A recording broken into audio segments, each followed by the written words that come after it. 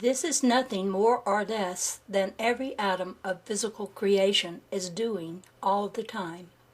Before the fall, you had the ability to shift the center of your awareness from deity to identity, from form to metaform at will.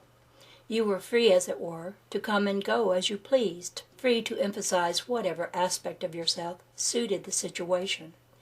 It is such that all creatures are made.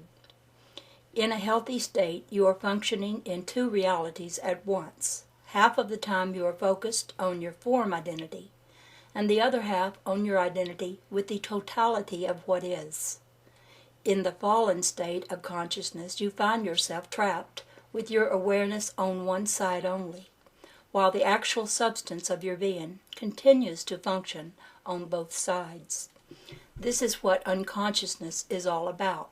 You still exist in that other reality, but you are asleep. In the reality you now think to be the only reality, you are fragmented. The human race seems to be composed of a multitude of beings. In the other reality, there is only you. We are here to wake you up. There is really only one of you who needs to hear this message. It is important that you return to a consciousness of your true self. For though you still exist in both realities, unconsciousness of your identity with the Creator is cutting off the flow of life-giving information to the part of you that exists in form. Your existence in identity with God is the reality from which all life springs. Focusing your attention exclusively on form greatly restricts and eventually curtails the flow of life currents. As I search your symbol storage systems for a word with which to express something of the reality in which you exist as one with your Creator, I come across the American Indian word nogl. It is a term which you understand to mean everything that cannot be named. This is a good word for the region of being, the region of unity. I will use this word for a moment to emphasize a point. In the pre-fall state of awareness, you existed in the nogl, the all, the everything, the nothing, the primal void, where all exist in a state of potential. This is the Creator that surrounds creation, like the sea surrounds a fish.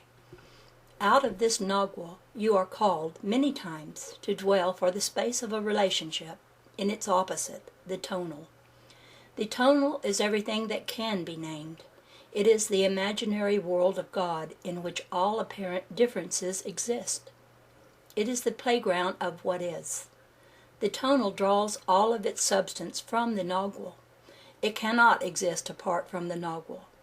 While the nogl is a dynamic yet steady state of rest, the tonal, or manifest physical universe, is continuously flashing on and off. This oscillation occurs in all things manifest, from the smallest subatomic particle to the greatest galaxy. All of us, angels, humans, anything that can be named, are only in form one half of the time. The other half of the time we exist in the totality of being. This totality of being that we have been calling the nogl has also been called God the Father. It is the life of God the Father that animates all creation. It is this reality that all healthy creatures oscillate back and forth to and exist in half the time. In this reality, we do not exist in time or space, for we can name these. They are both features of the manifest universe. From this spaceless, timeless state, we derive all energy, blessing, and nourishment. This always holds true, even for you in the fallen condition.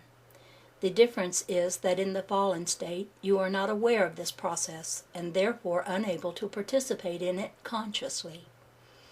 By forfeiting your ability to oscillate in consciousness between the two realities in which you dwell, you are restricted to an awareness of just the tonal, just the material, conceptual world.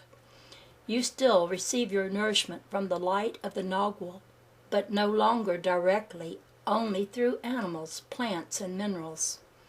You are unconscious of being and conscious only of form. How did you lose the ability to shift your awareness from deity to identity, from form to metaform? How did you lose God consciousness? How did you fall into the illusion of separation? I will tell you, it was through a simple lack of faith. It was through a loss of confidence in the absolute perfection of the universal design. This was brought about by the entry of a single factor into your existence: fear. The serpent in the garden, the devil in history.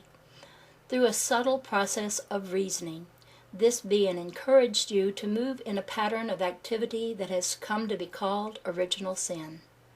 It was a pattern of activity that you were never designed to move in. With a clever and subtle lie, you were convinced to not exactly stop trusting in God, but to stop trusting exclusively in God. The moment you did this, your consciousness began to shift from God-centeredness to self-centeredness, and for the first time you became more aware of your identity in form than of your identity in God. This shift in awareness was minimal at first, but enough to begin what was to become a long spiral downward through denser and denser levels of energy, bondage, and restraint. For Satan, your tempter, is the materializing influence who, in its right place, is responsible for the bonding of energy in the creation of matter. As you began to focus more and more upon your identity in form, you began thinking in terms of defending that form with unnecessary and cumbersome ego structures. It became harder for you to avoid identifying with your experience.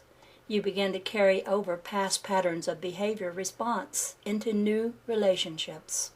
This made you less effective in those relationships because you were no longer fully present, no longer using the fullness of your potential.